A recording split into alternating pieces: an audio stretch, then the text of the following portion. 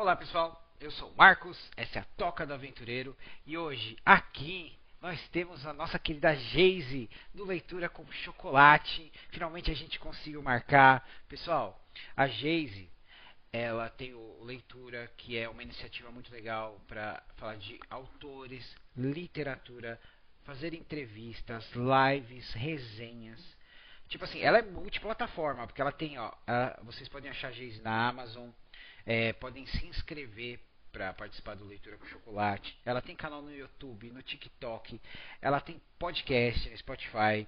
E, gente, pô, tá chegando o final, tá chegando aí logo logo, né, festas, pô. Ela tem um estilista, eu acho que ela merece tanta gente aí que já ajudou, que ela já ajudou, né, pessoal? Então, de, seja muito bem-vinda, Geise. Geise a terrível, a Toca da Aventureira. Corta terrível! Corta terrível! Por favor, se apresente pra galera. Oi. Estamos com uma trilha sonora ao fundo de sobrinhas brincando, mas tá tudo certo, vamos lá. Eu sou a Geise, do Leitura com Chocolate, mas também assino como Geisiana Campos quando eu escrevo, né, nas minhas publicações, nos meus livros. Eu assino como Geisiana Campos, mas eu sou mais conhecida como Geise mesmo, do Leitura com Chocolate, que é um projeto dedicado ao incentivo da literatura, ao fomento da cultura, enfim, do qual eu estou aí desde 2023, agosto de 2023. Com as lives, nós estamos desde setembro de 2023, então tivemos a oportunidade de conversar com mais de 300 autores já, ter um bate-papo literário bem gostoso com eles lá.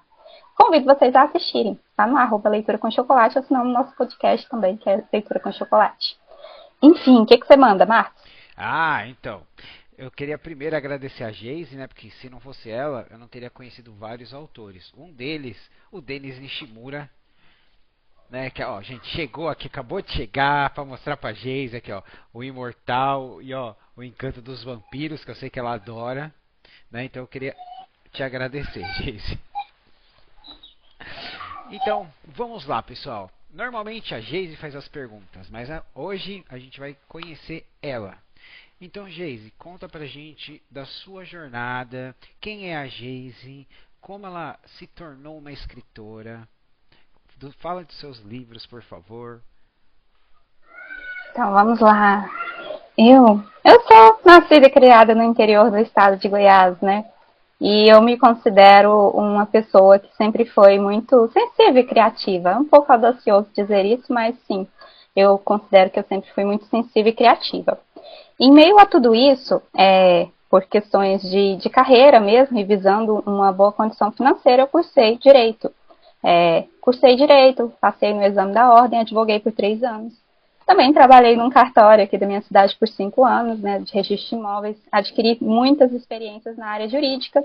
Contudo, por mais que eu me sentisse bem realizando essas atividades, que são muito importantes para a sociedade, parecia que elas não faziam meu coração cantar. E eu sempre sendo puxada ali para aquilo que eu realmente amava, que era a literatura. Eu gostava de realizar minhas atividades jurídicas, né, tanto no cartório quanto na advocacia. E, inclusive, eu não podia acumulá-las, né? Eu tive que abdicar do cartório para poder advogar. Esses 3 anos aí que eu tive advogando, 2020, 2021 e parte de 22. Enfim.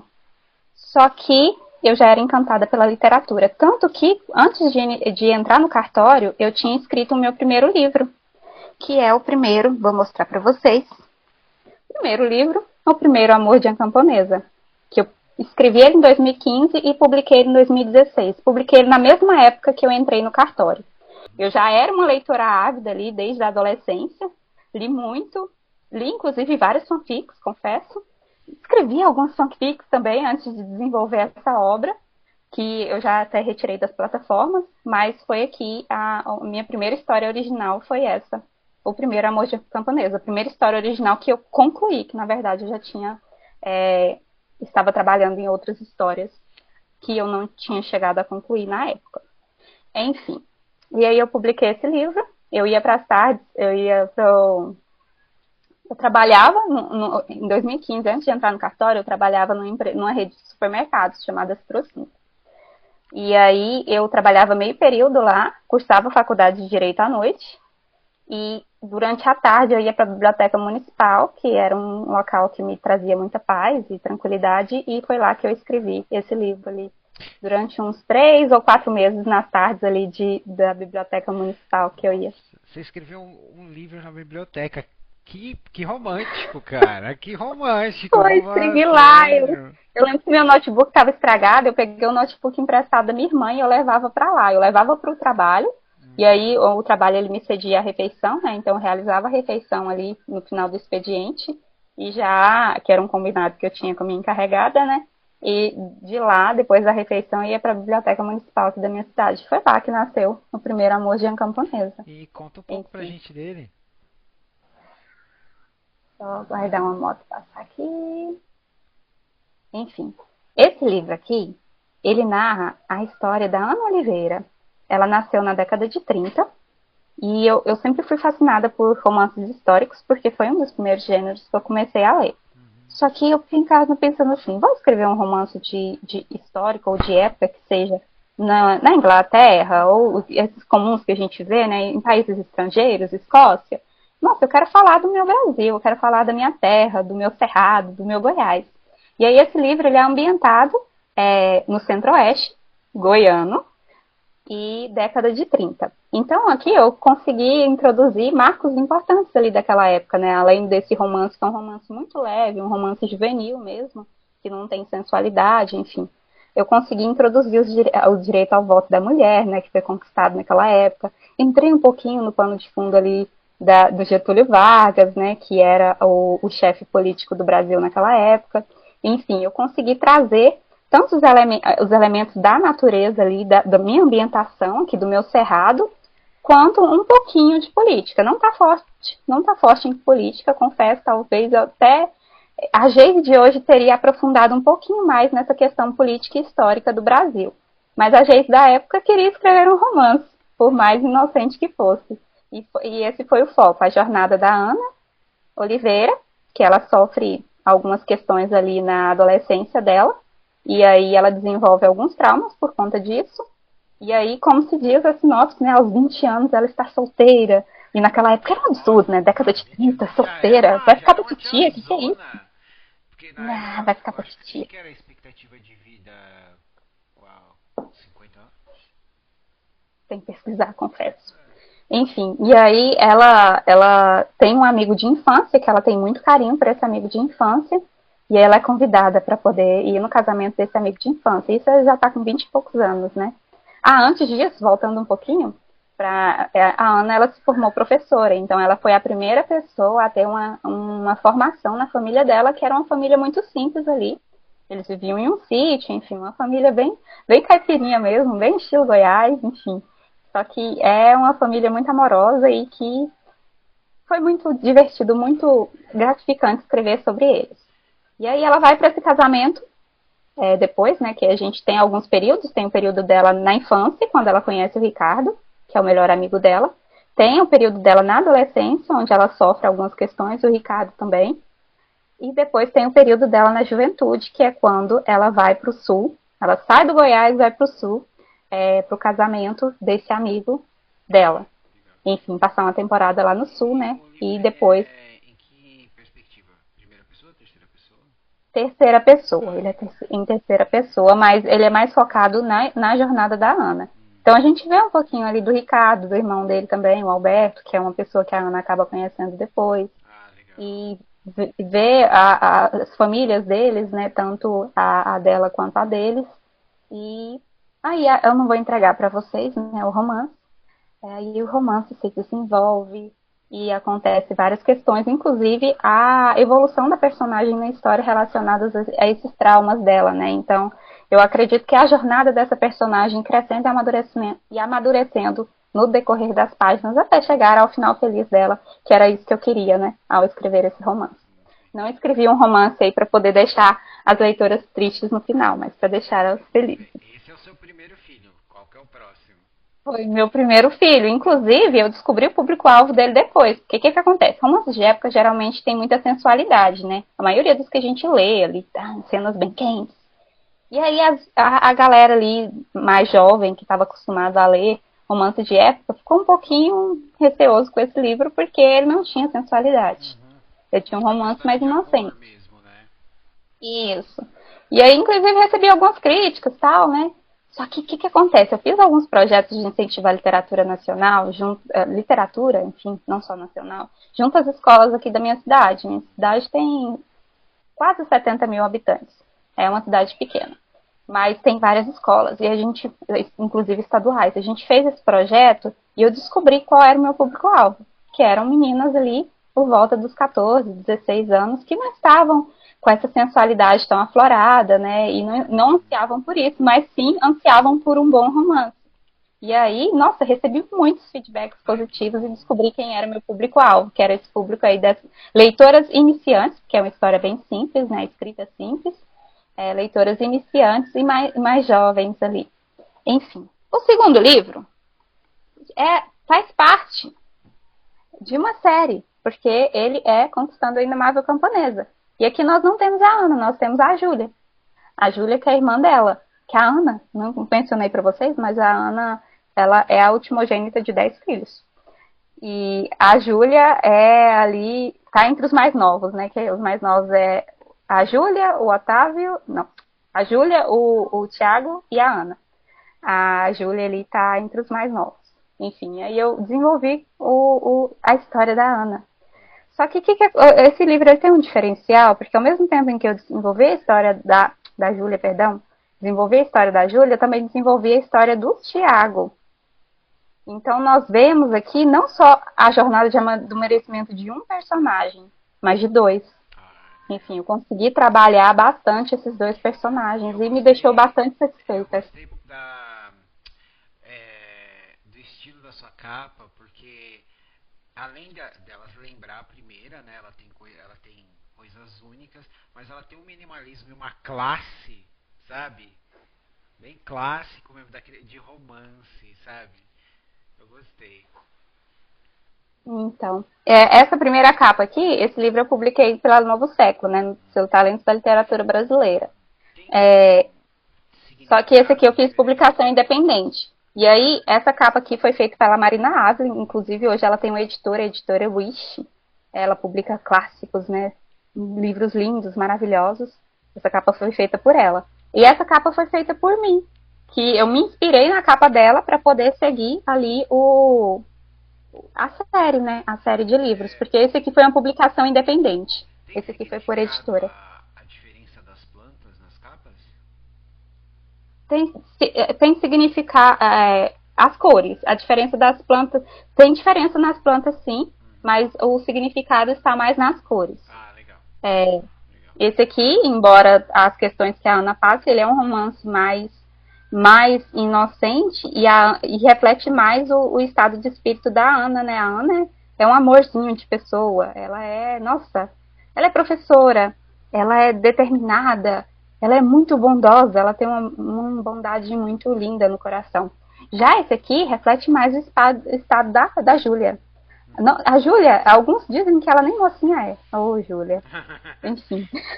Porque ela não segue o padrão típico da mocinha indefesa, inocente, boazinha. A Júlia, ela tem uma língua ferina. A Júlia, ela é um pouco mais ela é bem goiana. ríspida. Ela é bem goiana, né? Ela é um pouco mais ríspida. Mas ela é uma pessoa boa também. Só que e também o pano de fundo desse aqui, quem vai ler vai perceber que ele é um pouco mais frio do que o outro livro. Então, por isso que a gente deixou. A evolução, né, como uma contadora de histórias, né, escrever no próximo livro. Nossa, tem, hein? Esse aqui eu publiquei. Aquele lá eu escrevi em 2015, publiquei em 2016, né? Esse aqui eu publiquei em 2020. Escrevi e publiquei em 2020. Então foram ali. Repassa eles, você revisita a Geise daquela época e fala: ai, a cabeça dessa menina. Sim, eu fico muito feliz porque eu consigo registrar não só uma história, mas registrar quem era a Geise naquele momento. Temos crianças chorando ao fundo. Eu vou pegar e vou tocar. Tá.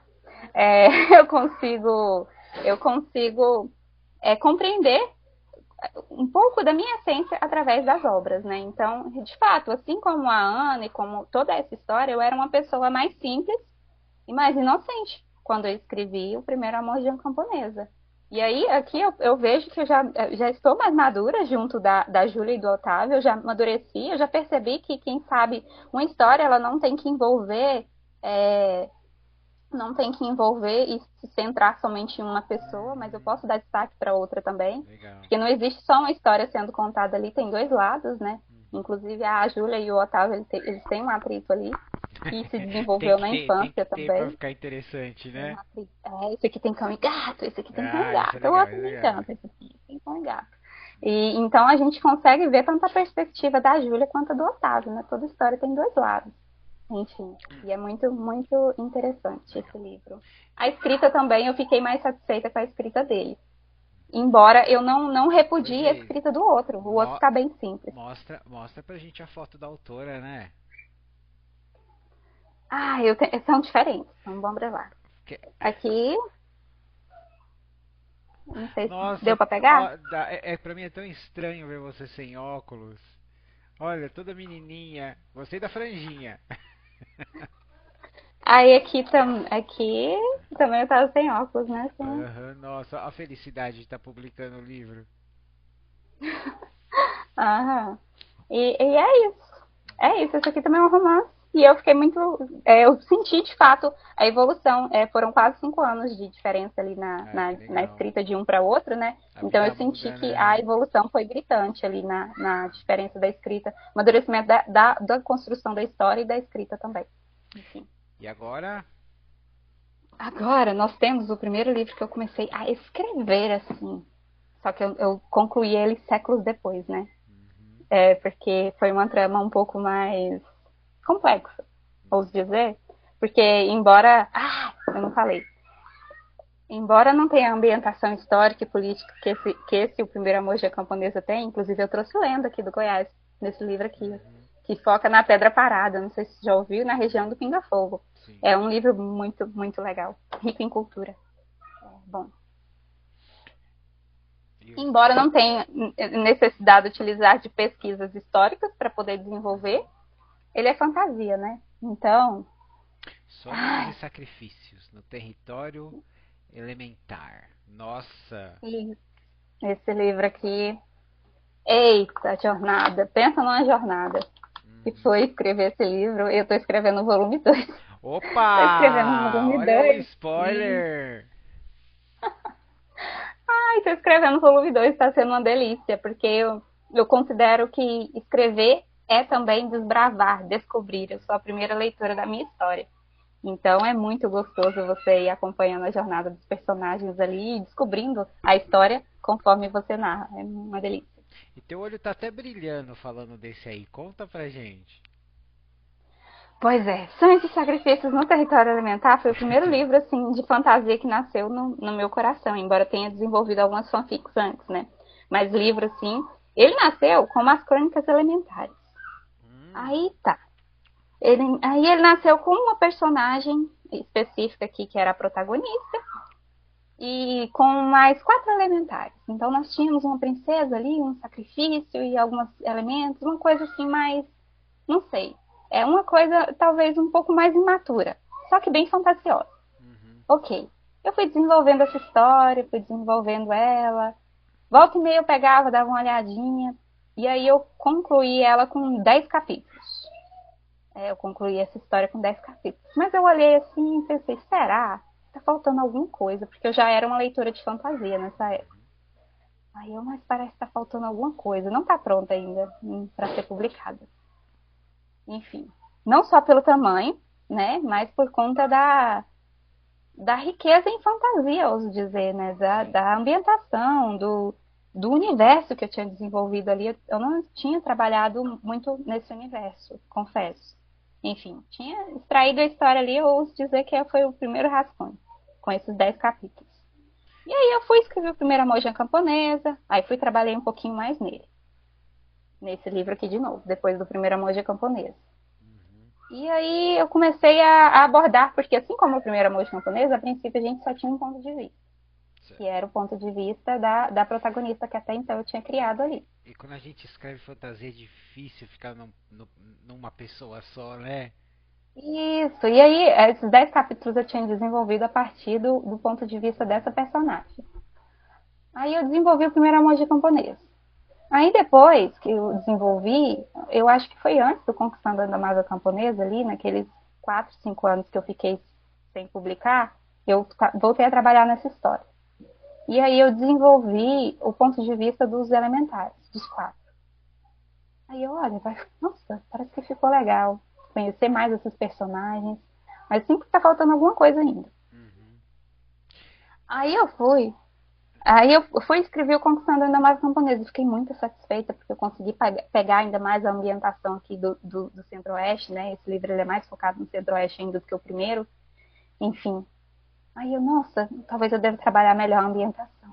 Vamos trabalhar esse universo. Aí eu comecei a criar fichas. Desenvolvi algumas sociedades aqui desenvolvi É assim que algumas começa. regras. Aí eu, o trem tá ficando bom. Nossa, eu acho que é por esse caminho mesmo. E aí, de repente, nasceu uma outra personagem. Nasceu uma outra personagem, ela roubou o protagonismo do livro. É, acontece. Ela roubou o protagonismo do livro. Ela falou assim, não, essa história aqui é minha, não dela. Essa Uhum. história aqui é minha. E eu, tá, mas você é muito forte. Eu não consigo, eu preciso de outro personagem ali para poder equiparar a sua força, porque senão ninguém vai dar conta de você. O que eu vou fazer com você? É, E aí, é porque tem gente que gosta de personagem que é Deus Ex Machina, né? Que já chega. pois Mas é, pra mim, se a não. pessoa não tem fraqueza, não tem vulnerabilidade, eu acho que não tem evolução. Isso, mas eu falava assim, não no quesito de magia. Uhum. Magia, essa personagem não tinha qualquer magia. Enfim, Mas eu falava no quesito da força da personagem dentro da história. é, Porque ela tomou conta de tudo ali. Ela quis tomar as rédeas de toda a situação. E eu, pera lá, vamos com calma. eu acho legal que parece que realmente é seus filhos. Parece uma mãe que tá disciplinando as crianças. Espera lá, não é assim. Eu vou te explicar como é que faz. E o que eu vou fazer com você? Uhum. Aí tá. Aí eu comecei a desenvolver a história dela, que na verdade ela era prima da protagonista Uhum. que eu tinha desenvolvido primeiro, que nasceu comigo primeiro, né? Só que eu acho que com todo o amadurecimento da pessoa surgem outras questões, né? Certo. E aí surgiu, junto do meu amadurecimento como pessoa e como escritora também, essa personagem. E aí eu fiquei maquinando, e surgiu um outro personagem. Aí surgiu outro. E foram surgindo mais personagens, além daquela princesa que ia ser sacrificada e dos 4 elementares no início da história. Uhum. Que foi o primeiro rascunho. E aí eu fui desenvolvendo, fiquei encantada, maravilhada. Desenvolvi ainda mais o cenário, ambientação, É. regras políticas, A hora que a gente encontrar sociedade. o balanço e onde encaixar os personagens, parece que é sempre. Dá pra fluir, né? Pra você, cada um. E é sempre difícil, né, gente? Quando a gente mata o primeiro. Porque alguém sempre acaba tendo que. Eu Né? não matei ninguém ainda, mas no 2 eu não vou dar Nossa, spoiler, mas no 2 eu quase que acho que ela alguém vai entregou a morrer. gente. Quase que. Então o primeiro vocês podem ir com calma, que deve Não, na ter. verdade eu matei uma pessoa no primeiro, mas não foi uma pessoa querida. Enfim, Uhum. não foi uma pessoa querida. Agora, eu acho que uma pessoa querida vai morrer no segundo. Ela acha. Se nada, eu vou chegar na cena. A cena se formou na minha mente. Ô, gente. Só que eu ainda tenho um longo percurso até chegar nessa cena. E quando eu É. chegar nessa cena, eu vou descobrir se ele vai morrer mesmo ou não. Eu sei como é que é, a gente imagina o começo e o fim, mas até chegar lá muita coisa muda, né? Isso. E E deixa eu te perguntar, pode falar. você escreveu 2 romances e um livro de fantasia. É, como foi pra você? Qual foram as partes que fluíram melhor e as partes que você teve um pouco mais de dificuldade? Porque quando a gente escreve romance e a gente tem inspiração, tem o gosto, como você mesmo estava explicando, você já tinha é, essa essa direção que você queria tomar. Aí você passou para fantasia, que é uma coisa que você gosta, mas foi crescendo e saindo meio que do controle, né? O que foi fácil para você e o que foi difícil de você criar e desenvolver na escrita? Eu acho que a narrativa, para mim, narrar ali, a contação da história para mim sempre foi um pouco mais natural e mais fácil. Uhum. A contação. Os diálogos eu aprendi lendo e escrevendo romance de época, porque quem lê romance de época sabe que o que pega no romance de época são os diálogos. É. Porque não tem muita coisa acontecendo. Não, A verdade é essa. de vez em Então quando tem uma é muito competição, né? Uma diálogo. coisa. Isso, é muito diálogo, é muito diálogo. E o que pega é a interação dos personagens, né, através do diálogo. Então, o diálogo, tanto lendo quanto escrevendo romance de época, foi algo que eu fui aprimorando ali, mas que eu confesso que no começo eu não ficava muito satisfeita ao escrever diálogos, porque para mim era mais fluido, mais fácil fazer a contação da história. Como eu narro, eu escrevo, os 3 livros são narrados em terceira pessoa. Então eu gosto desse papel de narrador ali, o narrador contando e ampliando também o cenário, ampliando a visão dos personagens através dessa narrativa em terceira pessoa. Eu gosto. Só que é um narrador onisciente, né? Que sabe de tudo, até da dor que tá Uhum. sentindo ali É, na pontinha do eu dedinho do pé. gosto, eu gosto assim, né? Eu gosto às vezes até quando ele dá opinião, sabe? Às vezes o narrador dá uma opiniãozinha. Ele faz uma prosa ali, né? Ele faz Conversa com uma o prosa que leitor. tipo, eles entraram esperando que iam acabar com a coisa rápida. Pobres diabos, sabe? Ah, é muito bom. Eu E, gosto também. então, esses são esses 3 bebês que você tem e tem mais um vindo ou você tem um quarto bebê? Eu tenho mais 2 vindo. Eu estou trabalhando, tipo assim, vai da inspiração. Porque o que acontece? Como eu trabalho em 2 universos, Uhum. tanto no universo da fantasia, né, que é o universo onde se desenvolve sonhos e sacrifícios, quanto no universo histórico ali dos romances, eu tenho mais um para poder concluir, que vai ser uma trilogia, né? Então eu falei dos 3 mais novos, né? Ana, Júlia e Tiago. Então o terceiro livro vai ser com o Tiago. Só que o Nossa, terceiro livro, eu estou estudando elementos ali aham. do Holocausto, das questões que aconteceram ali naqueles hospícios Ai, de Minas Gerais. ai, você vai pegar pesado E o então. terceiro, isso, ele vai ser um pouco mais. Porque o que acontece? Esse é muito leve. Esse já não é tão leve assim. Uhum. E o terceiro vai lidar com assuntos um pouco mais complexos. Você pensou em talvez que você vai acabar escrevendo um livro para cada irmão da família? É isso mesmo. A intenção é essa. Nossa, É um então da Ana, um cada da vez Júlia e vai um do ficando Thiago. mais complexo, né? Isso. Ai, que legal. E aí, isso. E esse aqui, ele também, até então, eu acredito que será uma trilogia, só que eu quero continuar trabalhando. Depois que eu finalizar No universo. aquela trilogia, eu acho que o volume 2 desse aqui vai sair antes do outro livro lá, porque eu confesso que eu tô com algumas travas e algumas barreiras, porque eu ainda Acontece. tenho algumas dúvidas com Uhum. relação o terceiro livro. Uhum. Então, o volume 2 está fluindo bem melhor. Embora eu tenha escrito um pouquinho do terceiro lá, quando eu comecei a escrever o volume 2 desse aqui, nossa, fluiu de uma forma muito linda, Ah, muito que bom. gratificante, Que bom. muito.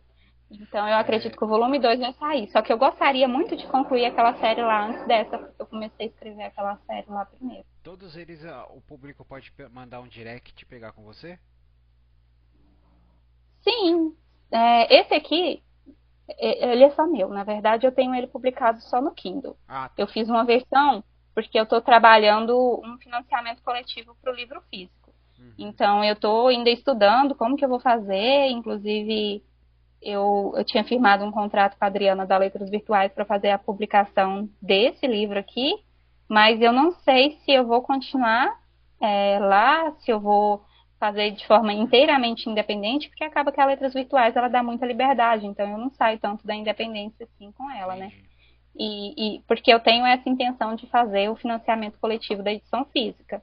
Então esse aqui foi uma versão teste para mim ver como que ficaria. Eu tenho que fazer alguns ajustes nele ainda. E Ah, é o boneco então. isso, eu Ah, tenho que legal. fazer alguns ajustes nele.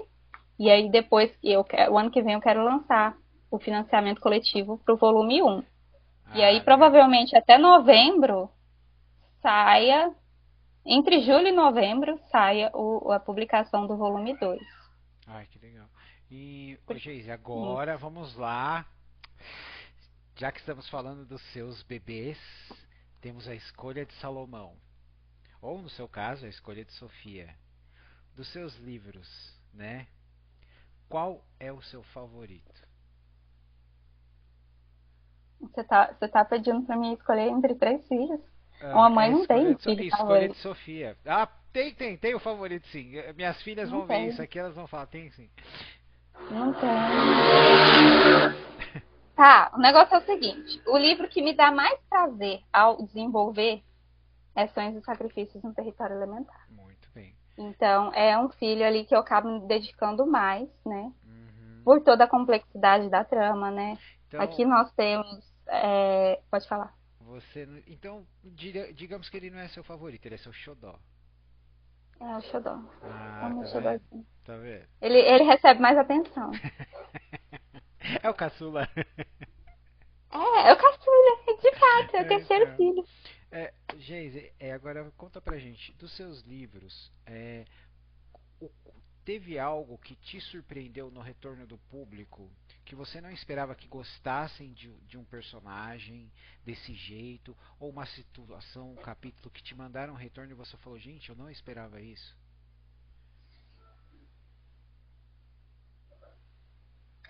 Tá, vamos lá. O primeiro Amor de uma Camponesa foi a questão que me surpreendeu foi o público, porque eu achei que eu estava escrevendo um romance para pessoas adultas, né? Embora não tivesse sensualidade, mas ele cativou mais foram as Os jovens, jovens.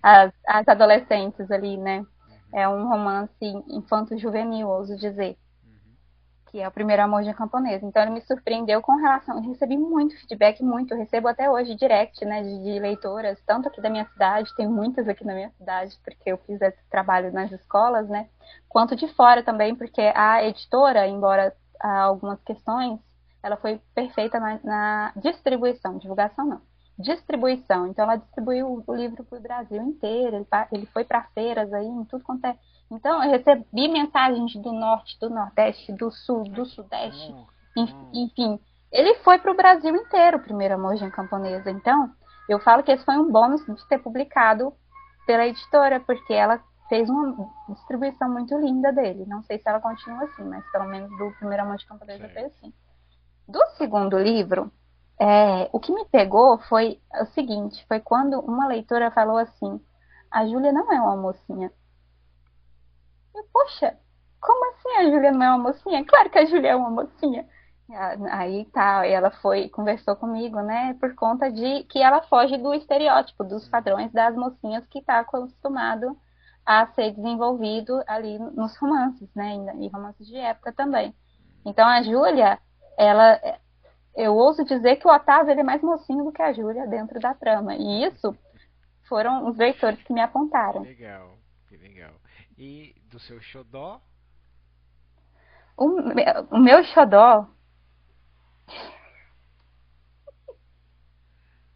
Ai, tem um plot no final do livro Pe- que as pessoas estão inconformadas. Hum, Inconformadas, assim, surtando e querendo o próximo por conta desse plot do final do livro. uhum. Que foi intencional e ninguém tinha percebido. E, tipo assim, não Aí foi que. uma coisa que me surpreendeu, Aham, mas foi uma coisa que eu sabia. Eu tinha, tipo assim, 90.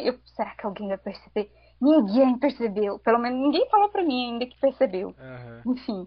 E me deixou muito satisfeita com isso, de eu ter conseguido enganar todo mundo ali. Ai, que legal, Ah! parabéns. Porque hoje. Nossa, que risada maligna da Geise. Aí tá vendo? Hashtag Geise é terrível. Né? Eu enganei todo mundo e isso é É, muito bom. parabéns, parabéns, porque é difícil fazer isso, né? Revoltar o pessoal é fácil, mas enganar é mais difícil, né? Sim. E aí, eu fiquei muito satisfeita, né? Eu não sabia como que o pessoal lidaria com a Alina, que é a protagonista dessa trama, se eles. Uhum, Qual seria a aceitação dela? Se seria certo. como a Júlia, uma não mocinha, mas o pessoal gostou da Alina. Então isso foi uma coisa que eu fiquei meio assim, será que vão gostar da Alina? Ou será que vão falar como falaram da Júlia? Não, ela não é uma mocinha.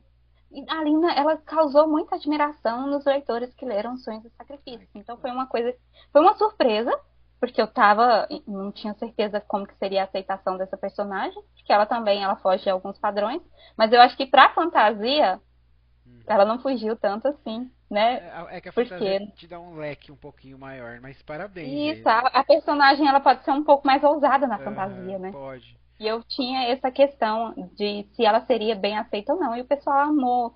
a Alina, então, enfim, falou que ela é destemida, que ela é corajosa, enfim, e amaram, amaram. É porque a Alina, ela tem algumas questões ali, ela é um pouco teimosa, e eu fiquei meio assim, gente, será que vão gostar, não vão gostar? E aí eu acompanhei, inclusive, alguns diários de leitura da época que eu publiquei, eu não estava no Leitura com Chocolate ainda. E aí, no marketing ali, né, eu contatei alguns influencers, né, eles fizeram diário de leitura e foi muito interessante ver como que eles estavam reagindo à história. Fizeram react nos stories, enfim, conforme liam. E foi muito legal, foi muito interessante. E foi daí, ao fazer o marketing de Sonhos e Sacrifícios, que eu resolvi iniciar o Leitura com Chocolate. Muito bem, que era a minha próxima pergunta, né? O leitura com chocolate, né? Mas tem uma pergunta que não quer calar, Geise. Eu não sei se você sabe essa resposta, né? Você sabe o número de livros totais na sua biblioteca? Antes de eu iniciar a Leitura com Chocolate, eu tinha uns 200 e pouco. Agora, depois, eu já recebi tantos livros do ano passado para cá que eu não sei. Eu devo ter não sei, 300 e pouco, eu acho. Fora o Kindle. Ah, fora a biblioteca Fora do o Kindle, né? No Kindle. instante que eu falo. Não, sim, sim, mas é que a gente sempre ainda vai ver a do Kindle, às vezes a do Kindle tá maior ainda, né? Deixa eu ver se meu Kindle tá carregado. Sim. E enquanto você dá uma olhada, Geise, conta pra gente é, como que foi, porque o Leitura com Chocolate ele tem um impacto muito gostoso. Mesmo eu não conseguindo assistir sempre, quando tá assistindo, sabe, você tem aquela sensação de você acolher muito a galera, né? Você consegue deixar o pessoal confortável para conversar. E assim, eu rio demais, Geise, porque tem aquelas coisas fora do script, né? Porque você tem as crianças, tem carro passando, e tipo, você faz uma cara assim, sabe, que você tá tentando esconder, mas é muito legal, porque às vezes eu gosto quando você fala assim, dá pra ver que tem tipo um ponteirinho na sua cabeça subindo, aí você fala, pera um pouquinho, e você sai pra chamar a atenção das crianças, é a parte que eu gosto mais, eu não vou negar, viu? Então, como é que é assim? Eu acho que é muito natural, né? Mas você demorou para você encontrar seu ritmo ou você falou, não, eu sou assim, eu vou me apresentar assim? Ah, Leitura com Chocolate. Vamos por partes, então. Sim. Porque o Leitura com Chocolate, ele está além das lives, né?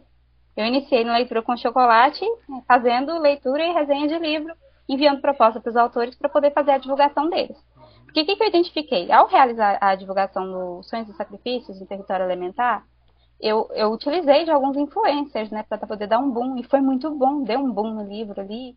E eu, gente, olha que trabalho legal, pessoal. E eu já tinha um blog antes.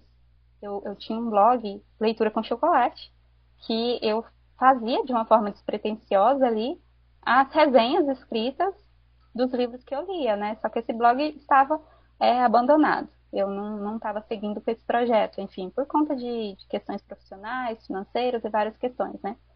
E aí, quando eu estava eu vi que a galera no Instagram é forte, que tinha uma forte comunidade literária ali no Instagram. Sim. E eu, gente, por que eu não levar, igual essas meninas, essas influências que eu contratei, por que não levar o conteúdo que eu tinha no Leitura com Chocolate do blog pro Instagram e fazer algo parecido com essas meninas aí? Nossa, é muito legal. Então era uma dor que eu tinha, que eu identifiquei, porque eu sou escritora e eu queria ver minha obra sendo falada, comentada e divulgada, e queria ter resultados acima de tudo. Como eu vi que essas divulgações que eu fiz com algumas influências me deu resultado, eu pensei, posso dar resultado para outros escritores também. Sim. É um trabalho legal, um trabalho que me gera satisfação, porque eu gosto de ler, eu gosto de livros, é um assunto que eu não me canso de falar, então vai ser bom. Aí eu reavaliei, né? Eu tinha entrado em atrito com o meu sócio na advocacia, né? Que eu trabalhava no escritório dele, e aí fui e me desliguei e me entreguei na Leitura com Chocolate. Uhum. Confesso que, no início, é porque a gente trabalha com publi, né? A Sim. gente, como eu me desliguei totalmente da minha outra fonte de renda, qual que era a minha fonte de renda? Os livros, quem é escritor independente aí sabe que não custeia nem a metade, nem um terço, nem um pouquinho das suas despesas mensais. Às vezes traz mais gastos do que custa, né? Do que lucro. E era a minha renda.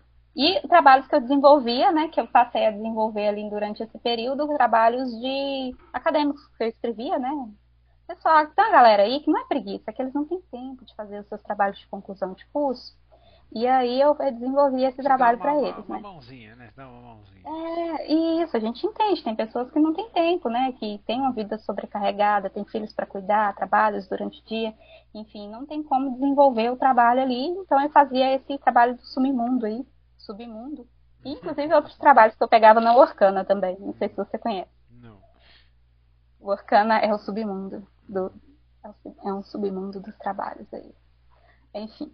E aí eu desenvolvia esses trabalhos, era a minha fonte de renda. Trabalho de conclusão de curso que eu desenvolvi para o pessoal, escrevi artigos também, entrei numa plataforma chamada Sorting, escrevi artigos para a Sorting, só que a Sorting também é um submundo, porque ela publica ali e ela não coloca quem escreveu os artigos, né? Enfim. Então, eu sempre trabalhei com escrita, seja na advocacia ou seja fora da advocacia. E aí, no Leitura com Chocolate, no início, eu conciliava Leitura com Chocolate, as parcerias, as pequenas parcerias que eu firmava, com essas outras atividades, porque ele não me dava renda suficiente. Só que eu peguei firme na Leitura com Chocolate. E aí, fui conhecendo vários autores, várias parcerias. Fiz uma live com a Monique do livro Não Me Livre. Sim. E eu gostei bastante da dinâmica. Aí eu pensei, nossa, como é bom falar dos nossos livros. Você vê que eu tô falando aqui sem parar e pra mim tá ótimo. Enfim, como é bom falar dos nossos livros, né? E ter alguém para poder nos ouvir, interagir a respeito disso. Nossa, é muito legal isso. E por que eu não levo isso para Leitura com Chocolate? Além das resenhas, publicidades que eu já estou realizando lá, eu poderia levar as lives literárias para lá. Os bate-papos literários. E aí, meu Deus, mas será que eu vou conseguir? A sua pergunta, né? Será que eu falo bem?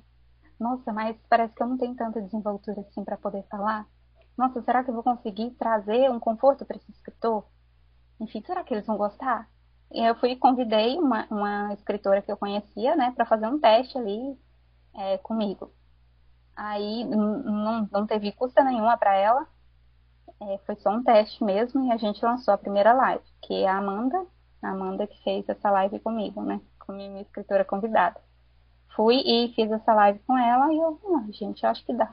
E aí eu fui catalogando escritores, identificando escritores que seriam possíveis clientes para poder fazer a live comigo ali, né, e gerar uma renda a mais para Leitura com Chocolate. E aí eu comecei a fazer. Convidei alguns, fui fazendo, só que no início, se você assistir minhas primeiras lives, o desenvolvimento não é o mesmo, não adianta, a gente evolui, né, conforme a gente vai. Quanto mais faz, e foi em setembro do ano passado que eu iniciei com as lives. E aí foi bom, e era algo que me trazia satisfação de conversar, de saber que eu estava atendendo uma dor que também era minha, porque assim como eles, eu também queria falar de livros, eu também gostava de falar de livros, atendendo as questões financeiras do Leitura com Chocolate, porque para mim me dedicar, eu preciso de uma renda. Essa renda tem que vir de algum lugar. Certo. Então, eu não posso falar assim, eu vou fazer esse serviço por puro altruísmo ou por puro ativismo social. Infelizmente, eu não tenho essas condições, eu tenho despesas, então não dá para poder fazer por mero prazer ali, por mais que se eu tivesse condições eu faria por mero prazer, porque é muito, muito bom, muito, muito gostoso. E aí foi indo. E no começo eu me sentia muito insegura. Eu acho que o autor também percebia que eu não tinha tanta segurança assim. Dá pra ver que você tá um pouquinho dura ainda. Hoje não, hoje você já tem. Sabe, a gente já tá acostumado com o seu ritmo também. Né? Isso, e no começo eu passava roteiro pros escritores, né? Eles pediam, vamos passar o roteiro? Eu passava um roteiro. Hoje não existe roteiro. Hoje as lives são inteiramente livres. E aí eu vou no ritmo do escritor. E aí quando eu identifico que ele gosta de falar de algum assunto, ou que algum assunto em comum comigo, eu toco nesse assunto com ele primeiro, Pra, às vezes, quem sabe, deixar ele um pouco mais confortável. Ah, gosta de anime? Vamos falar de anime. Enfim, porque daí ele vai falando do que ele gosta, ele vai ficando mais confortável. E depois a gente já parte para os livros, né? E aí eu acho que esse é uma sacada que eu peguei. Sim, De quem sabe conseguir trazer esse conforto pro leitor, pro escritor ali durante as lives, né? E as visualizações, o pessoal gosta, né? Tem muitas eu visualizações, tem gosto muitas curtidas, também de você enfim. falando da Amazon, às vezes você lê algumas resenhas, né? Eu acho Isso, isso, é, compartilhar algumas avaliações, alguns reviews, né? Que o isso, pessoal posta. exatamente. Mas conta pra gente agora a outra parte, né? As partes que são fora do roteiro, o que acontece na casa, que eu acho que é o que dá um charme todo especial aí, né, pro Leitura com Chocolate, porque aí a gente vê a Geise, a terrível. Gente, é terrível. Terrível é o pessoal aqui de casa, né? Eu não. Porque sabe que eu tô na live e fica fazendo baderna. E aí é menino chorando.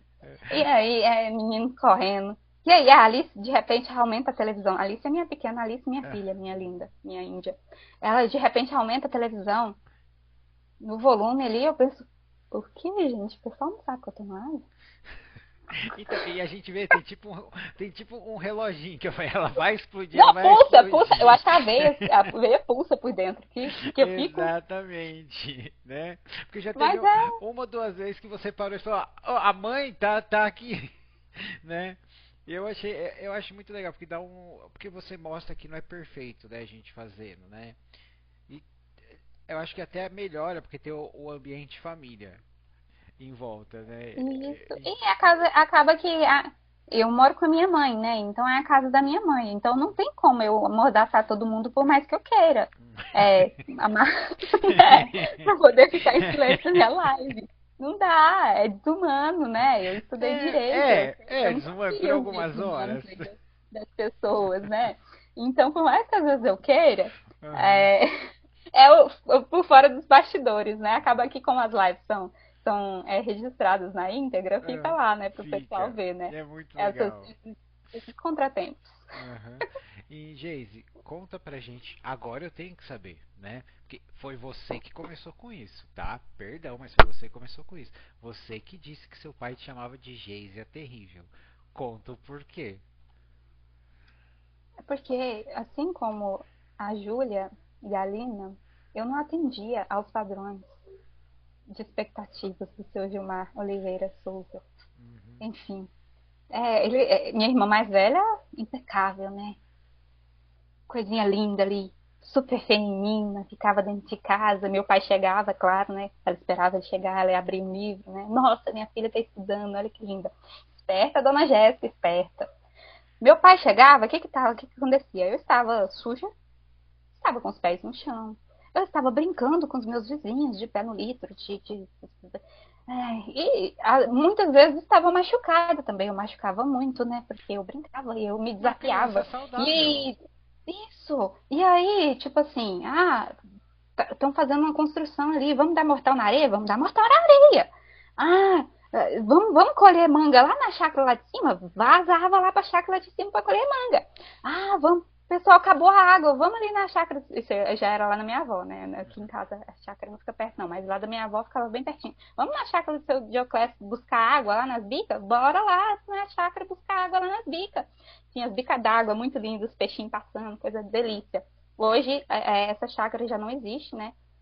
Depois que o Dioclésio faleceu, eles lotearam todo o local ali, né? Enfim, Uhum. venderam os terrenos, lucrar, dividir a herança, Então, enfim. Mas foi uma delícia na minha infância, então era muito bom. você era uma moleca. Eu era mais menino do que menina. Uhum.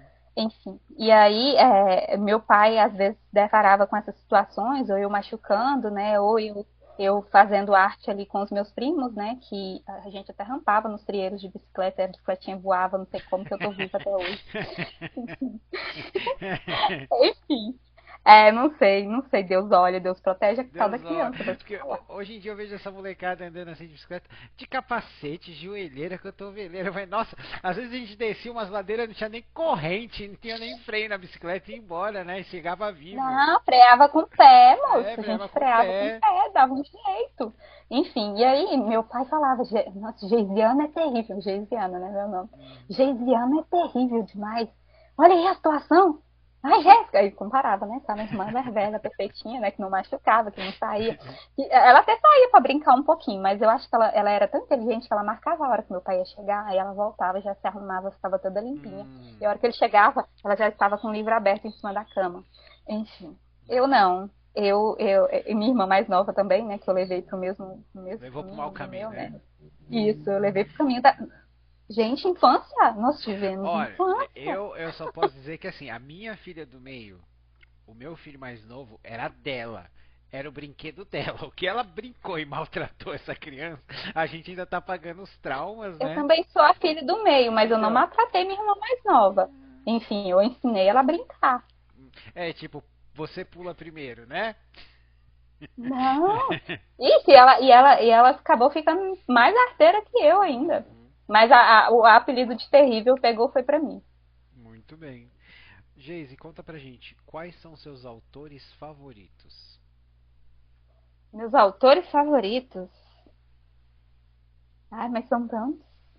Mas eu vou falar de leituras que me marcou recentemente, Uhum. que eu li assim, eu fiquei muito impressionada com a escrita. Acho que a primeira pessoa que me impressionou, assim, que eu li, logo que eu abri a leitura com chocolate, que é uma leitura, assim, que foi muito fantástica, muito bela para mim, foi Contos Nosgorianos, do Mark Sellendorf. Hoje ele colocou Merek Sellendorf, e ele é acima como M. Sellendorf. Mas enfim, Contos Nosgorianos, A Montanha Proibida dele, foi uma leitura que eu li, assim, que eu pensei, nossa, que sensibilidade. Olha como que ele trabalha a ambientação. Foi, tipo assim, foi melhor, ouso dizer, o pessoal pode me xingar, pode falar que foi melhor do que ler Tolkien. Foi muito bom me aventurar na história, na fantasia, enfim. E eu considero ele um autor favorito meu, hoje. Hoje ele é um autor favorito meu e quero um volume 2. Estou aguardando aí do M. Sellendorf. Contos Nosgorianos, A Montanha Proibida. Ele criou personagens com complexidades, com falhas humanas, com conflitos humanos, além de toda a ambientação e das questões fantásticas que ele abordou na obra dele. Eu fiquei impressionada mesmo. Foi uma leitura que me marcou a Legal. princípio. Fugindo um pouquinho, esse é um autor nacional, né? Fugindo um pouquinho para e ainda na fantasia, mas fugindo um pouquinho para a leitura internacional, hoje Sarah J. Maas, podem também falar o que for, ela pega pesado na sensualidade, pega, mas as tramas que ela constrói ali, principalmente em Trono de Vidro não tem muita sensualidade, gente. Trono de Vidro é a jornada da Eileen mesmo ali, a protagonista, enfim. Eu falei isso E, antes, e não só. eu comprei ele por engano, o Trono de Vidro. Eu achei que ele era a publicação do Eric, no Brasil. Você chegou a ler? O primeiro Sim. não é tão bom. Só que a trama só vai ficando melhor. A partir do terceiro livro, você deslancha. Não, Você ele só pensa o assim, meu primeiro. Deus. Ele só o primeiro. Então, os dois primeiros não são meus favoritos, mas a partir do terceiro livro foi o que tornou ela a minha escritora favorita de Legal. fantasia, assim, internacional. Internacional, a Sarah J. Maas. Eu sou muito fã de Trono de Vidro e ela trabalha muito bem porque ela desenvolve o universo dos féricos ali em Trono de Vidro e aí depois ela desenvolve um outro universo de féricos em Acotar, Corte de Espinhos e Rosas e os outros 5 livros que tem. Uhum. São 5 livros no total, né? Tem uma novela, estou contando novela também. E desenvolve um outro universo, não só com féricos, mas com outros também, outros seres místicos em Cidade da Lua Crescente. E aí depois ela pega esses 3 universos e ó. Ah, é legal. Eu gosto disso. Gente, ficou sensacional, eu gostei muito. É claro que tem muitas pessoas que falam, se fosse eu teria feito isso, aquilo, teria trabalhado ainda mais isso, aquilo, aquilo. Pra mim tá ótimo. Isso, pra mim tá ótimo. Tudo que ela construiu ali, uma mulher é um monstro pra escrever. É um monstro. Pega pesado na sensualidade, em Acotar, em Cidade da Lua Crescente, nem tanto, mas em Acotar, principalmente, ela pega muito pesado. Uhum. É apelativo? É, Acotar é bem apelativo. Mas muitas leitoras aí gostam. Eu confesso que Acotar não é a minha série preferida dela, eu prefiro Trono de Vidro. Trono de Vidro é o que me tornou ela, pela grandiosidade da trama e de tudo ali, nós temos de fato uma heroína. Só que ela amadurece ao ponto de não jogar tudo nas costas da heroína. De depois formar uma equipe ali. E cada um tem sua importância dentro da história. Legal. E juntos eles conseguem, né? Porque sozinho, quem somos nós sozinhos, né? Juntos eles conseguem ali. E falando nisso, você acha que talvez essa parte esteja te influenciando no seu próprio livro, que você falou que está desenvolvendo outros personagens? Você acha que talvez isso esteja com certeza, Sarah J. Maas me influenciou ali na questão dessa maturidade de perceber que o personagem não precisa de dar conta de tudo sozinho. Que existem personagens que podem complementar ali a trama e até as deficiências que esse personagem tem, enfim. Então, é algo que dá para fazer. A união faz a força, gente. A união faz a força. Nós somos, por mais que exista uma pessoa aqui dentro, essa essência, esse ser aqui dentro, nós não somos nada sozinhos. Nossa, que frase, Geise. E tem mais alguém depois da Sarah J. Maas?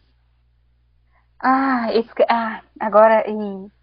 Então vamos lá. Eu falei de fantasia, né? Tem um autor nacional e um internacional. Vou falar agora de leituras reflexivas. Leituras reflexivas que me gerou muita reflexão e me deixou muito satisfeita, que eu fiz nacional, foi o Imortal, do Denis Nishimura. Lógico, eu tava esperando. Gente, quanta reflexão que eu tive com esse livro. Quanta coisa, assim, quanta sabedoria. Parece que ele pega a vivência de uma vida inteira, não só de uma pessoa, e coloca ali. O Denis, ele é de uma sensibilidade e um fluxo para conversar, sabe? Que ele coloca de forma tão assim fácil pra gente entender um assunto tão complexo, né? Isso, e ele mistura, além disso, elementos ali de aventura, né? Você vê ali em Portugal, um pouquinho antes ali, né? O menino em busca das especiarias, enfim, aquele personagem em busca das especiarias, a aventura que ele vive ali, você vê romance, você vê situações de reflexão contemplativas, você vê situações um pouco fantásticas e fantasiosas também, a questão da terra, muito forte, achei muito linda aquela questão da terra, né? Da vida da terra, do amor unido à terra, enfim. Nossa, é muito... Fora as outras questões que ele vai abordando ali, né? No livro mais adiante. Enfim, é muito, muito bom. Então, foi a primeira leitura mais reflexiva, assim, ouso dizer, mais contemplativa, que me surpreendeu. Dá pra ver como todo mundo ama o Imortal, né? Todo mundo ama o Imortal, do Denis Nishimura. Em seguida, não menos do que o Imortal, um outro livro que me deixou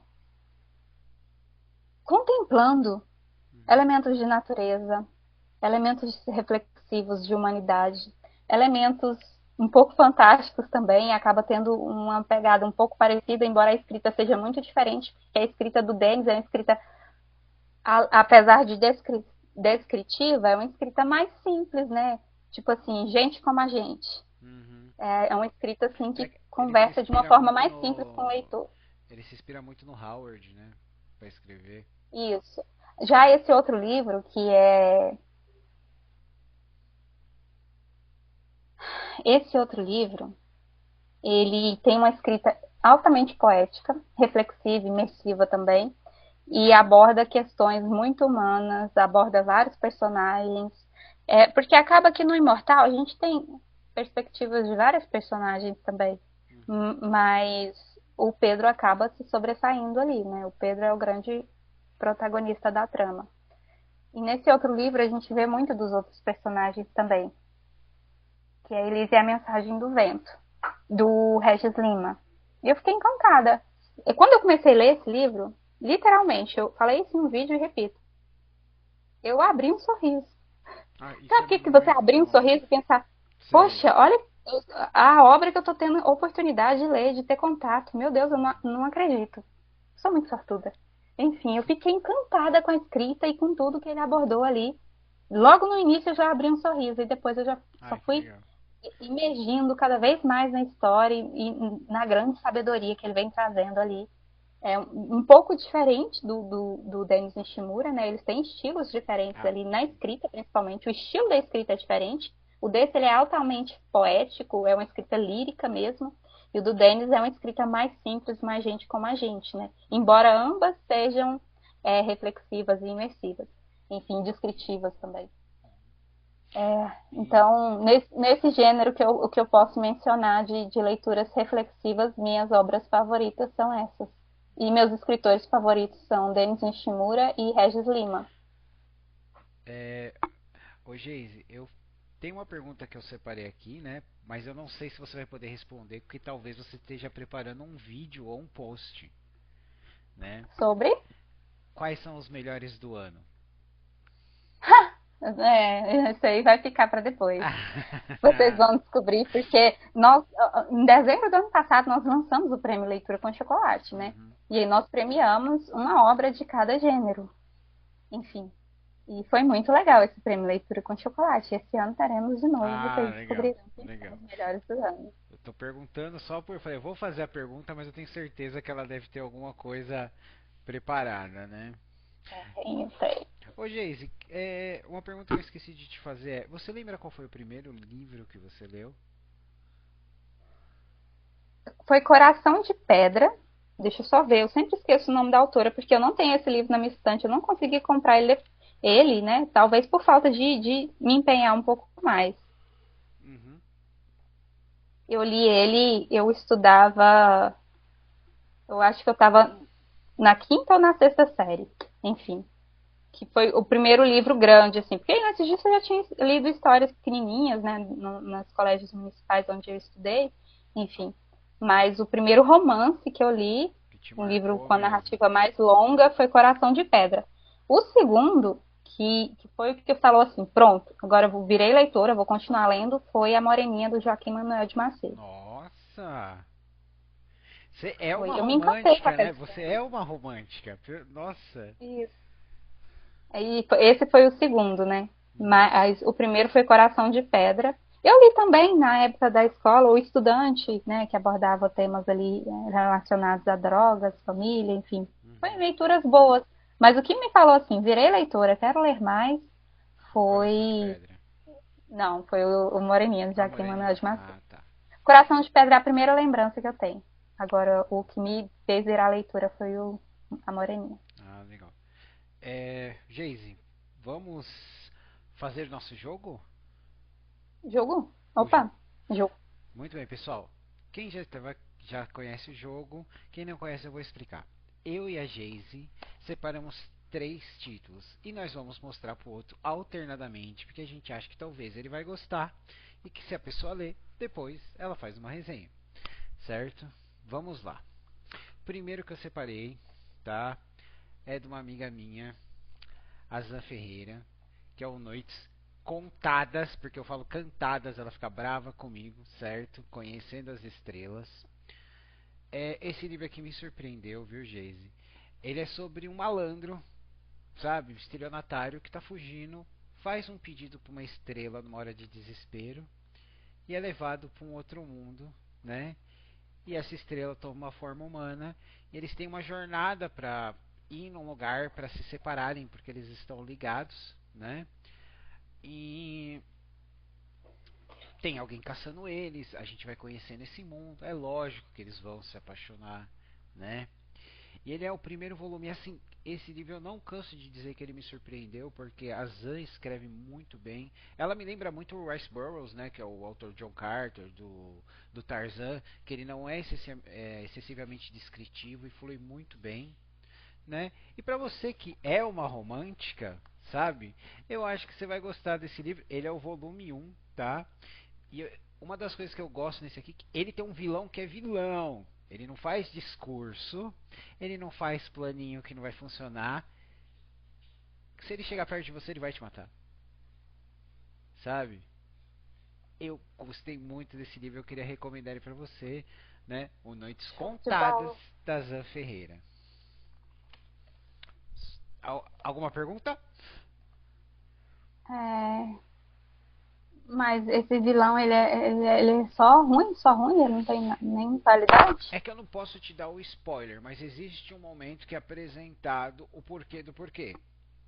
Então Ah, você percebe que apesar de ele não ser bom, existe uma área muito cinzenta na humanização dele, tá? E eu acho que estava. Eu achei estranho você falar que ele era só ruim, não, porque ou que ele era vilão mesmo, né? tem É porque eu acho histórias isso. que a gente gosta de um vilão teatral, né? Que nem o comandante Monastário no Zorro, algo assim, mas no caso deste personagem, quando é contado um pouco da história dele, tem uma questão cinzenta e o que até onde a gente vai pra gente chegar no nosso objetivo, né? Que sacrifícios que a gente faz, as partes da gente que a gente que se sacrifica para chegar lá. E quando, se você conseguir isso, você vai reconhecer quem você era, né? Então, eu recomendo esse aqui pra você. Sua vez. Muito bom. Aceito a recomendação. Vou te recomendar o meu queridinho do momento. Elise e a Mensagem do Vento, do Regis Lima. Nossa, você tá encantada Ai, com esse livro, meu tô Deus! encantada, tô Você encantada, fez tô uma apaixonada. recomendação Eu só dele apaixonei. na Amazon, né? Ele tem um negócio, um espacinho só dele lá. Tem, porque ele merece ser lido, ele tem que ser lido por todo o contexto reflexivo, todas as mensagens que são abordadas. Aqui nós temos, a princípio, a Elisa, uma menina de 12 anos que tem o poder de conversar com o vento. E o vento, ele é um senhor aqui, o senhor, digo de forma metafórica, porque de fato ele é um vento, ele traz muita sabedoria, muitas mensagens importantes, muita bagagem mesmo para a Elisa. Então ele responde muitos questionamentos dela, mas não só dela, né? Porque existem momentos aqui em que a Elisa vai responder através das palavras do vento questionamentos de outras pessoas. Enfim, a princípio nós temos a Elisa. Só que o autor é um contemplador da natureza. E aí nós vemos uma ambientação muito rica, muito linda. Nós vemos esse destaque e valorização da natureza que eu, como contempladora, também me encanta. Além disso, ele volta no tempo para poder explicar o nascimento de Elisa, para poder abordar a história de outros personagens, para poder fazer um link, uma conexão com o que acontece no final do livro. E com um grande questionamento que tem no livro, que quem seriam os pais biológicos de Elisa, porque Elisa é adotada. Elisa foi adotada e foi criada pela mãe e avó adotiva, com muito amor, mas ela sabe que foi adotada e ela tem essa grande ânsia de saber quem são os seus pais, qual é a origem dela. E aí o vento, com toda a sua sabedoria, não revela isso para ela. Ele fala que vai haver um momento correto, né? Inclusive ele faz uma referência lá a um IP. Ah, e o IP. Tem o IP que é denominado de árvore do reencontro, que ele fala que quando o IP estiver totalmente florido e não restar nenhum galho sem flores, aí ela vai descobrir quem são os pais dela. Enfim. Tá E encantada, aí né? nós vemos o final, não, nós vemos antes, né? Eu estou até fazendo uma releitura dele. Uhum. Nós vemos uma janela no tempo, né? Nós conhecemos não só os pais dela, que não é entregue assim de cara, nós conhecemos a história de dois casais, que é a Mary e o William, e o Thomas e a Elizabeth. E o Thomas e o William são irmãos, a Mary e a Elizabeth não. Enfim, nós vemos esses dois casais, a história deles, que é muito bonita, cada um com suas questões, com suas complexidades, com seu próprio romance, e é muito linda. E depois tudo isso, ali, não só eles, tem outros personagens que serão apresentados aqui, tudo isso faz link com essa grande descoberta da Elisa e com o que o autor quer apresentar nesse livro, e as mensagens são muito lindas. Ai, sou apaixonada. Ele Apaixonada. É é um o volume amor do único. momento. Ele é um volume único. Vai ter volume 2. Ah, Provavelmente em 2026. O autor, embora o volume já esteja praticamente escrito, né? uhum. É Tem todo o processo, 2026. né? Isso. Ai, que legal. Vamos Vai lá. lá, me recomenda outro. Agora, esse eu separei por quê? Porque agora, depois da nossa conversa, eu tenho certeza que você vai gostar, né? é o Tobias e a Lenda do Arqueiro de Ouro, tá? É uma história de fantasia e aventura. Só que Gosto. é num mundo de fantasia, mas com elementos do nosso folclore nacional. Então a gente tem aqui, ó, o nosso Gosto mais. falcãozinho, o nosso lobo-guará, certo? Nós temos referências a tribos indígenas. Nós temos as criaturas clássicas, mas poxa, você vai reconhecer que a gente tem Mapiguari como monstro, sabe? E outras criaturas. Ele é feito com todo carinho, né? Olha aqui as artes, Rodrigo Bittencourt. É, ele é muito gostoso, ele é o primeiro volume. E assim, o legal do Tobias, que você pode ver, né, que ele tem todo um estilo indígena aqui, é que ele nasceu com uma deficiência e aí ele teve que trabalhar a inteligência dele, sabe, Geise? Então tem um momento, todo aquele momento, porque tem um pouquinho da jornada do herói, né? Ele não é aceito, ele fala eu vou embora. E ele encontra pessoas que também foram expulsas da casa dele, aquele found family, né? Por serem diferentes, né? Tem uma moça que é uma arqueira excelente, mas ela é cega de um olho. Tem um cara que é um guerreiro viking, perigosíssimo, mas ele é gago, né? E tem um cara que ele é um velho e ninguém dá nada pra ele, mas ele é muito inteligente, né? E o Tobias encontra ele, eles saem para as aventuras, né? E voltam quando a terra dele está com problemas. Lá tem todo o mistério do que está acontecendo. A família dele está com problemas e o Tobias encontra o seu lugar no mundo e dos personagens dele, dos amigos dele, salvando a terra dele, né? E é um volume, é o primeiro volume da história do Tobias, do Rodrigo Bittencourt. Ele é muito gostoso, você lê ele muito rápido. O Rodrigo escreve com muita paixão. É aquele livro que tem artes, olha, Nossa, maravilhosas muito no lindo. meio, né? E viram mais coisas aí. E eu queria te recomendar, principalmente quando você falou que gostou de escrever, pesquisar sobre o cerrado, a parte do centro. As referências aqui dos nossos animais e o nosso folclore nacional são maravilhosos. Então é isso, Tobias é a Lenda do Arqueiro de Ouro. Muito bom, eu amei a recomendação. Enfim, Tobias e a Lenda do Arqueiro de Ouro. Vou até anotar, Isso. porque esse aí me deixou mais encantado do que a primeira recomendação. Sim, olha aqui, ó, as artes. Eu amo quando os autores valorizam o que é nosso, né? Valorizam o nosso folclore, Sim, a nossa sim. história. E vamos ter Enfim, eu acho que isso muita. não pode se perder. Não, vamos ter muita coisa a mais ainda vindo, viu? Logo a gente vai ter uma live com o Rodrigo aqui. Sua vez. Vamos lá. Ai, ai, que confusão. Eu vou continuar na questão fantástica aqui. Questão fantástica. Pequenos elementos fantásticos, mas ainda tem, mais unidos também um pouquinho a mensagens relacionadas à espiritualidade, ouso dizer. Lúcio e Yeshua, do Denis Nishimura. Ah! Ai, meu Deus. Aqui, esse livro, eu não finalizei a leitura dele, estou finalizando. Enfim, nós temos Uhum. um personagem que inicia a história todo lascado. Ele inicia a história com uma série de questões. E aí ele chega à conclusão de que ele não quer mais viver. Acontecem algumas questões e ele vai parar nos domínios de Lúcius. Lúcius aqui ele representa a nossa figura que toma conta do inferno. Enfim. Só que ele não se apresenta como Lúcifer, ele se apresenta como Lúcius. Uhum. E aí o autor ele vem trabalhando questões aqui onde Lúcius e Yeshua trabalham em conjunto. Algumas pessoas vão falar que não concordam com o que foi desenvolvido aqui. Gente, é ficção. Mas, acima de tudo, é uma reflexão. É uma reflexão sobre o equilíbrio, ouso dizer. Sobre esse equilíbrio e sobre o papel que cada um desenvolve, tanto na nossa sociedade, se a gente for trazer para a nossa sociedade, quanto na vida mesmo. A gente vê que o mundo ele é perfeito, ele é repleto de equilíbrio.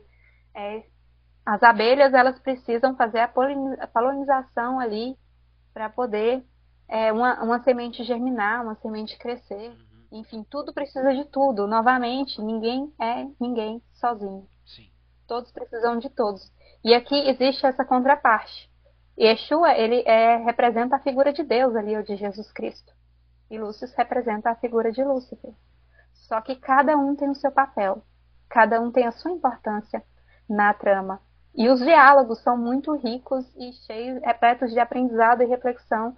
Tanto os diálogos do personagem com Lúcio, que são os mais recorrentes no início da trama, quanto os demais diálogos. E às vezes as pessoas vão falar, mas Lúcio está trabalhando em conjunto com Yeshua. Enfim, você tem que ler para poder compreender esse equilíbrio. Você tem que ler para poder compreender e para depois realizar o seu julgamento a respeito da obra, porque é uma obra muito bem escrita, gera muitas reflexões válidas e que você não precisa levar tudo ao pé da letra. Você pode interpretar como uma grande metáfora. E é assim que eu interpreto, como uma grande e uma bela metáfora para a vida, para o aprendizado da vida. Além de todo o entretenimento que a gente tem, né? Porque geralmente um livro ele traz entretenimento, ele tem uma história, ele tem uma narrativa envolvente, ele tem, não é só mensagens e aprendizado, mas ele tem o entretenimento mesmo, a gente se envolver com aqueles personagens e com a trama, né? Então, esse livro, ele é uma grande surpresa para mim. Assim como o Imortal foi, esse aqui, ele me deixou assim, oh meu Deus. O Imortal não foi a obra, a grande obra de Denis Nishimura. Porque Denis Nishimura tem a capacidade de publicar grandes obras, inclusive em formato pequeno. Enfim. Né? Porque o pessoal olha o Imortal, vê, nossa, calhamaço dele. Isso, inclusive, em uma versão compacta. Uma versão compacta, mas que as mensagens não são compactas, gente. A história não é compacta. E é muito, muito lindo, muito, muito gostoso de ler. A escrita do Denis, de novo, é uma escrita simples, é uma escrita que conversa com a gente. Os personagens dele trazem identificação, tem humanidade, né? Então, é muito bom, muito bom. Minha recomendação para você, Marcos, do Toca do Aventureiro. Ele já tá me cobrando. Leia. Ele já tá me cobrando esse aí também, viu? Então leia, porque você não vai se arrepender. E depois nós podemos discutir, fazer uma live, quem sabe lá no Leitura com Chocolate, só para poder discutir a respeito dessas escritas do Denis aí. Tanto do Lúcio quanto do Imortal. Com certeza. Eu vou cobrar, hein? E quando o Denis ver, ele vai cobrar também. Agora, fazer uma análise. Pra você, Geise, esse aqui é o internacional que eu separei aqui pra gente, né? Que é o Bruxa Invernal, né? Eu já falei dele algumas vezes aqui no canal, que ele é o primeiro volume da série Pathfinder Tales aqui no Brasil, né? Que são romances baseados no mundo de Golarion, né? Ele é escrito, na verdade está escrito Elaine Cunningham aqui, mas na verdade foi escrito por ela e pelo Dave Gross, porque ela escreveu um pouco, teve um problema de família e ele teve que assumir, né? E assim, no momento é só esse que tem, mas olha, gente, é muito gostoso para você conhecer o mundo de Golarion. Aqui a gente tem uma guerreira Ulfena, que é como se fosse uma viking, é uma bárbara, só que ela não é muito grande como o povo dela, né? Ela é pequena, só que ela é muito inteligente. E Geise, ela quebra o estereótipo da bárbara, de qualquer bárbaro. Você fala, o bárbaro é aquele cara.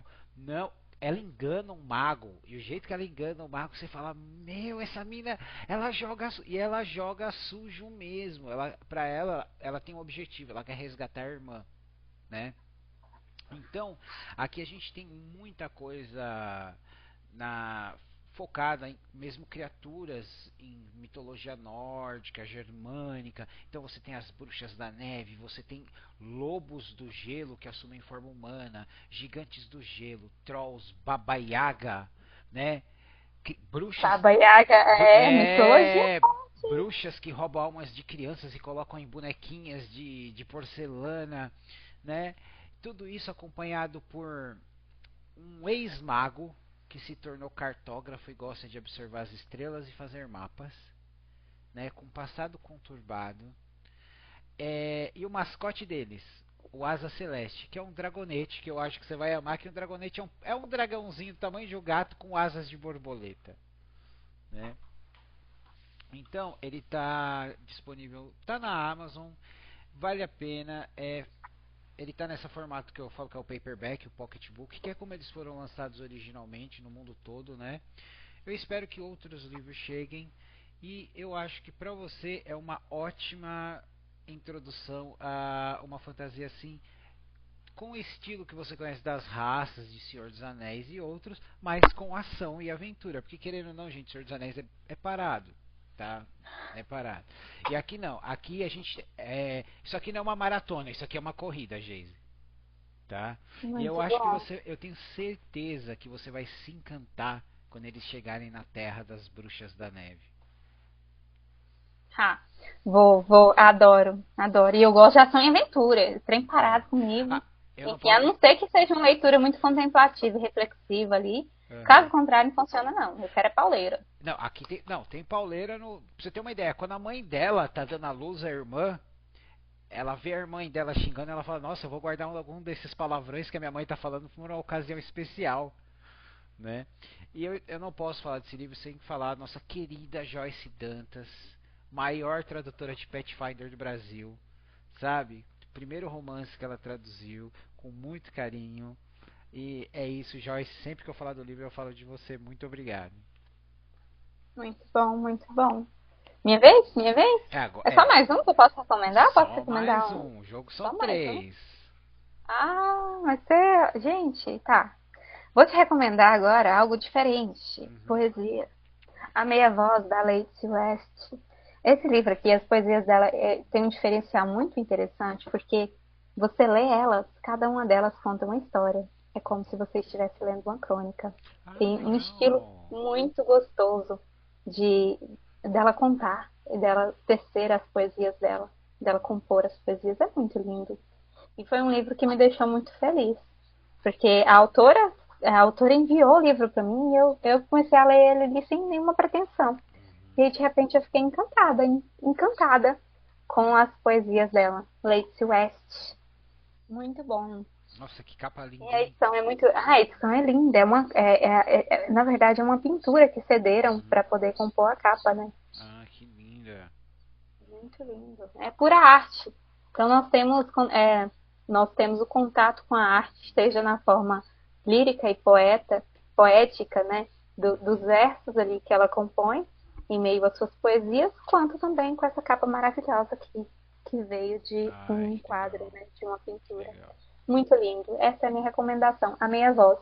Eu não contei quantos temos, mas temos muitos. Enfim, temos muitos, de pequenininhos a grandes. Uhum. Enfim, vários tamanhos, em vários formatos para agradar qualquer um. O dia que você quiser, você vai pegar lá e vai ler. Ai, peraí, vou ler um poema. É, Enfim, eu faço silêncio no isso. jardim. Eu tenho os livros Aí de pronto. poema, eu demoro pra ler porque eu pego eles aleatoriamente e leio um poema e só marco o próximo. Aí eles ficam se acumulando porque eu não leio eles todos, eu vou lendo eles esporadicamente. E a escrita dela é uma delícia e tem esse diferencial, né? Que cada poema é como se estivesse contando uma história. É um estilo de Ah, um poema meio unidacrônica que li. Muito legal, muito bom, muito bom. muito Tá bem. aí minhas 3 recomendações para você, ó. Muito A bem. minha assistente de mídia abasteceu o meu copo. É, muito bem, pessoal. Esse foi o nosso jogo com a Geise. E agora a gente vai falar da Geise. O que que a Eu Geise faz para relaxar? Quais que são as manias dela que deixa a família doida? Mania que deixa a família doida. Não, primeiro Eu o que gosto que de ir você pro meio faz do para mato, essa deixa a relaxar? família doida. Família doida. Às vezes eu pego o carro e gera preocupação no pessoal aí. É. Essa minha mania de ir explorar a zona rural aqui do meu município, né? Eu não só vou nas chácaras e fazendas de pessoas que eu já conheço, mas eu vou explorar outras também. Enfim, nunca levei nenhum tiro, mas Gente, você invade propriedade privada? Uai, mas eu não tinha cerca nem nada. Eu passei lá com o meu carrinho. Parei, contemplei, olhei os pássaros voando e as árvores ali. Essa conexão com a natureza me faz bem. Parece que me recarrega desse mundo de telas, né? Porque, querendo ou não, eu não assisto muitas coisas em tela, mas eu trabalho com isso. Então eu passo muito tempo no meu quarto, né, que é o meu estúdio, um dia eu vou fazer um estúdio para mim, gente. Eu tava juntando um dinheirinho, mas aí eu bati o carro e aí agora eu tenho que arcar com esses prejuízos. Então, É, acontece. então o estúdio vai ficar, quem sabe, para 2025, meados de 2025. Mas é isso. Eu gosto de relaxar fazendo essa conexão com a natureza. Outra coisa que me relaxa dentro de casa, num ambiente mais seguro, né, sem causar preocupações à família, é a leitura. A leitura. Eu gosto de ler poemas muito. Isso me relaxa, me faz bem ter o contato com a escrita do escritor. E gosto de ler livros também, tanto de romance quanto de fantasia, embora os de fantasia não me deixem muito relaxada. Os de romance, alguns. Sim, fantasia, eu fico ali junto dos personagens ali naquela tensão, porque eu gosto de livros de fantasia com pauleira, né? Enfim, então talvez eles não me relaxem tanto, mas eles me trazem muita satisfação. Olha isso, gente. Chocolate. Capitão, agora, ó, Comer. ele tá aqui me lambendo, mordendo meu braço. Isso aí. Vai. Como que é o nome dele? Capitão? Capitão. Capitão, boa tarde. Boa tarde, capitão. É um prazer conhecê-lo. Não morda o braço do Marcos agora. Espere a live terminar e você Obrigado. pode morder ele à vontade. Então você não perdeu o seu espírito de moleca, né, que gosta de correr e explorar. Não. Eu sou eu sempre. Enfim, eu só tenho um pouco mais de cuidado, né? Igual eu não vou dar mortal na areia sem saber o que tem por baixo daquela areia. Também não vou pular de uma árvore lá embaixo. Não. Eu faço algumas estrelinhas hoje em dia só. Enfim. A idade não permite.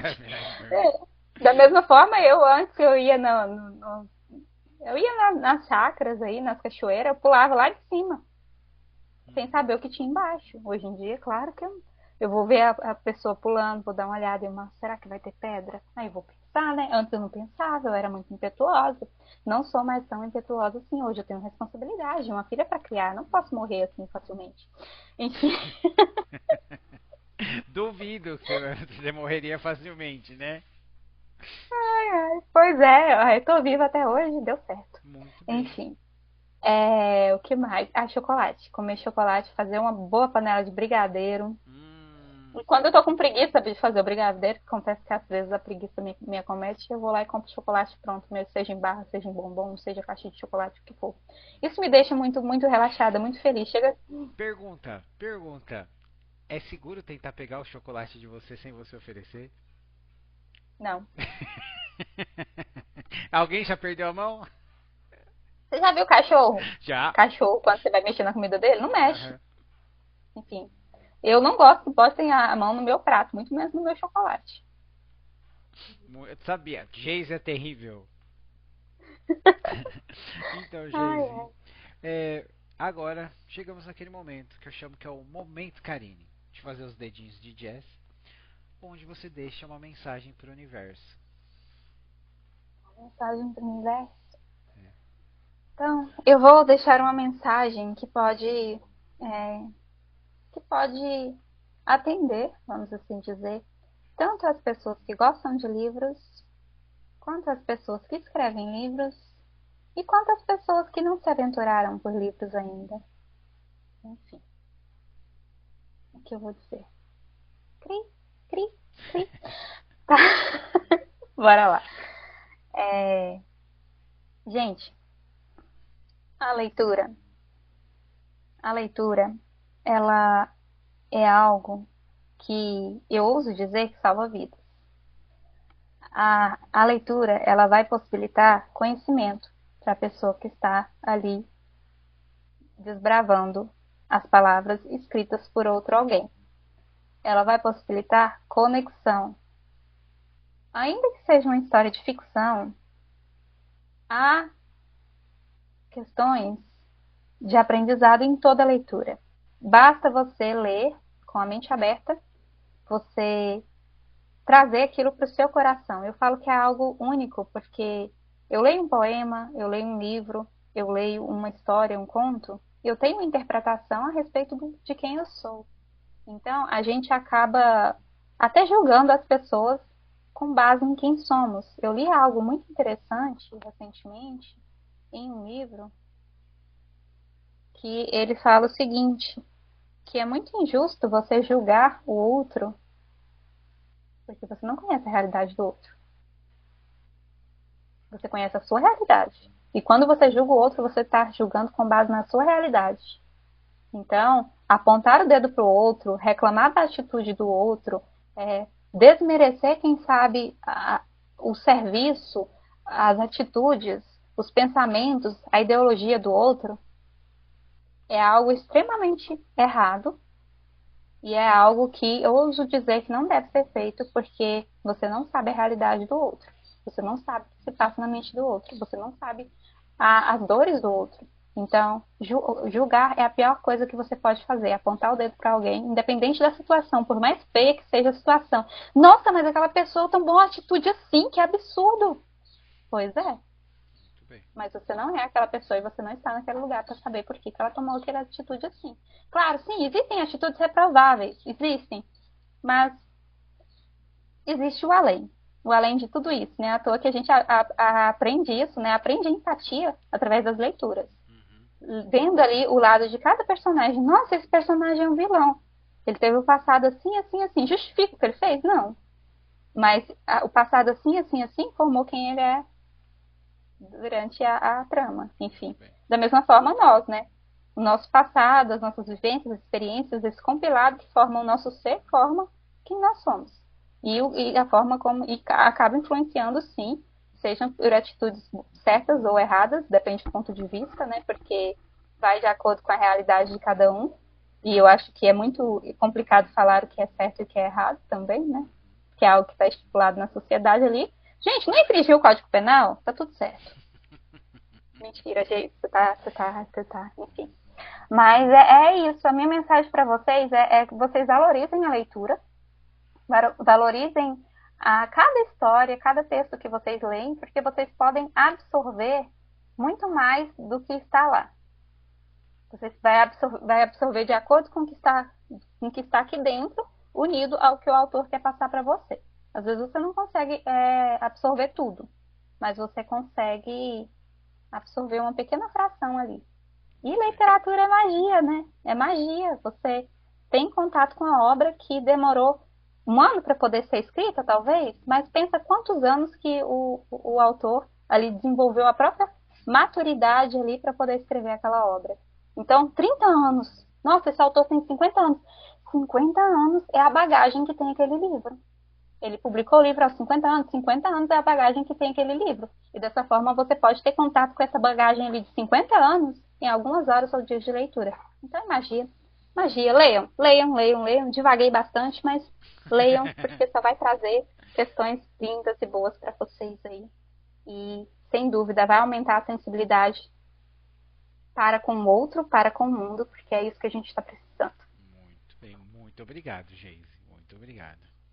Bom, Divaguei. É isso, né? Você acha que a gente esqueceu de alguma coisa? Gostaria de mencionar alguma coisa? Não. Eu acho que foi tudo certo. Eu acho que deu muito tempo, né? Você vai ter que fazer altos cortes aí, porque... Nem tanto. Eu vou cortar a parte do cachorro. Fazer outros cortes aí. Depois eu posso pegar essa live e fazer cortes, quem sabe postar no meu Instagram pessoal? Pode, fica à vontade, com certeza. Bom, pessoal, é essa isso. Live não, né?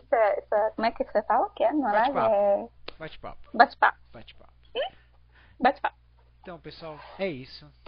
Esse foi um bate-papo muito gostoso com a nossa querida Geise do Leitura com Chocolate. Hashtag Geise é terrível. Eu nunca vou deixar de falar isso, tá? E foi muito especial pra mim, porque eu tenho um carinho muito grande com Goiás, né? Porque eu digo, pessoal, que não existe povo como o povo goiano e não existe mulher como a mulher goiana. Né? É tudo de bom. Isso mesmo. Então, muito obrigado, Geise. Pessoal, eu sou o Marcos. Essa é a Geise. Até a próxima. Até, gente. Beijo. Fui.